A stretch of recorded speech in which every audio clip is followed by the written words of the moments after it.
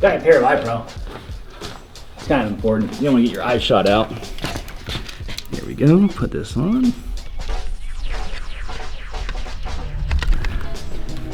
There. Now you can see better. Safety. Come on.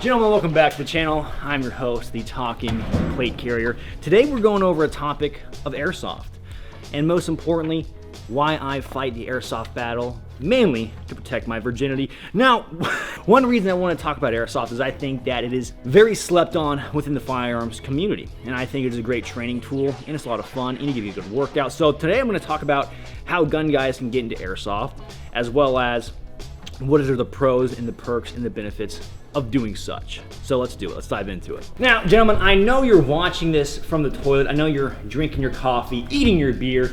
Make sure you hit that like and subscribe button. Really helps me out. Make sure, most importantly, that you leave a comment. Your comments are a sacrifice to the algorithm god, and I love reading them when I'm on the toilet. Now, let's talk about the gear we're using and kind of the setup behind it. So one great thing about airsoft is that you get to integrate a lot of your own realistic, or I should say, your own real kit into an airsoft environment. And so you get to test out what fits, what's working, what's not working. You get to try it out that way. You also like the set. It's like a Disney set. We're here. we're at VIP in Gilbert, Arizona. Big thanks to them for letting us come out here and film, but it's like we're on a Disney set for some army movie. It's the greatest day of my life. Ladies and gentlemen, this video is going to be sponsored by Leatherback Gear. They're on a mission to empower you with simple and easy to use protection tools to keep you and your loved ones safe in the event that you find yourself in an active shooting crisis.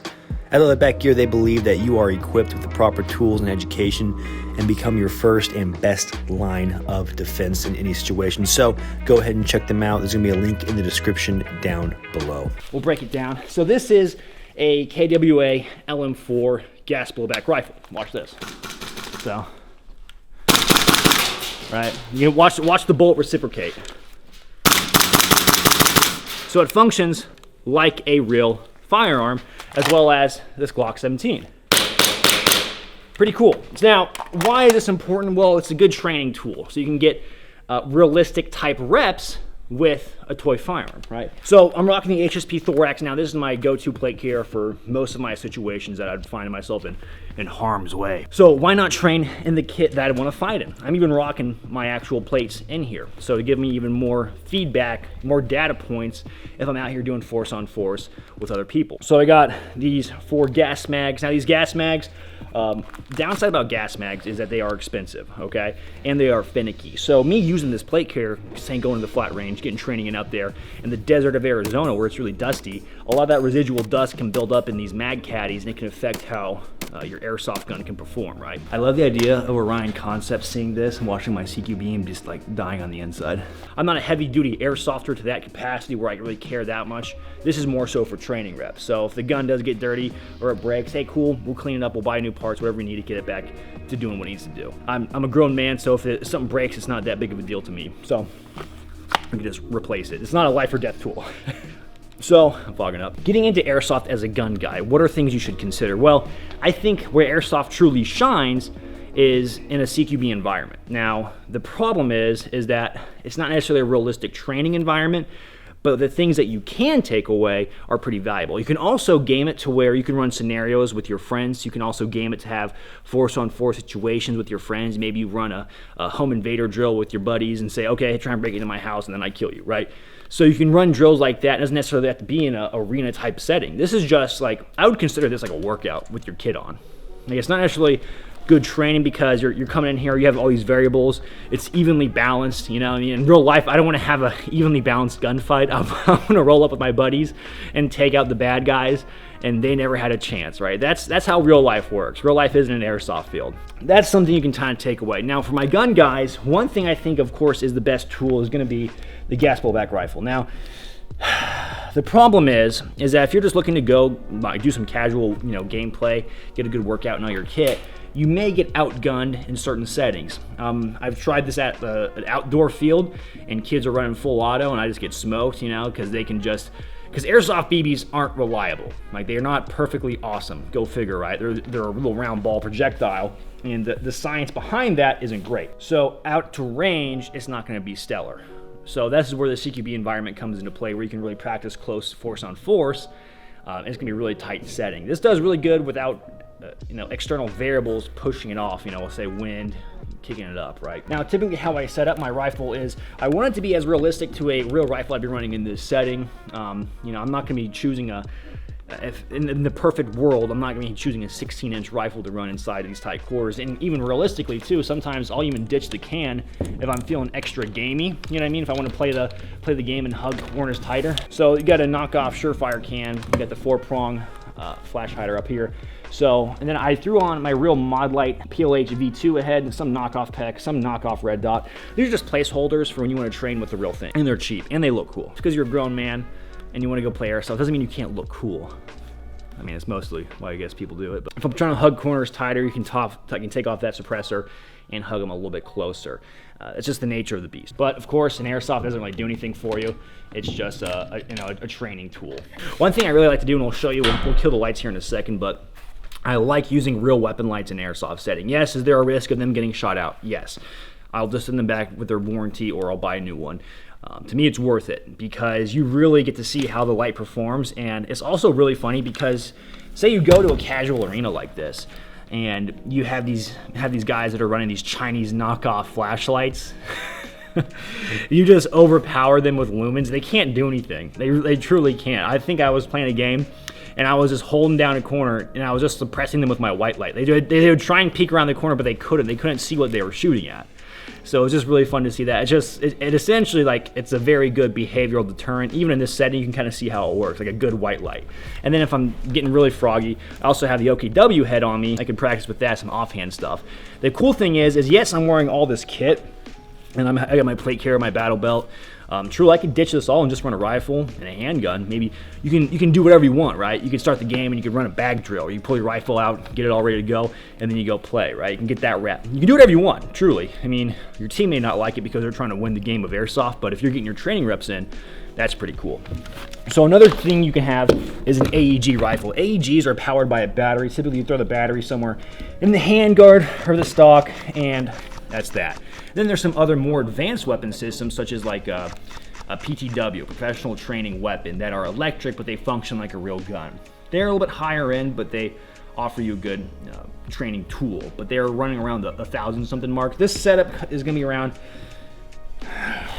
anywhere from $300 to $500, and then you have your mags, which are about $40 to $50 a pop for these gas mags. But I do love them because they function like a real firearm.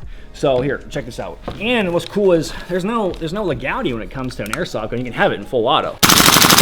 So that's really cool. You can have a full auto gun and it's just an airsoft gun. And of course, in the last round, bolt's gonna lock to the rear and you can conduct your emergency reload, or you can transition to your handgun. Now on the handgun, I'm rocking the Surefire X300. This is just a stock Glock 17 thing. I think usually airsoft guns come looking cool like this, or the prior owner painted it. I got this from a buddy for pretty cheap.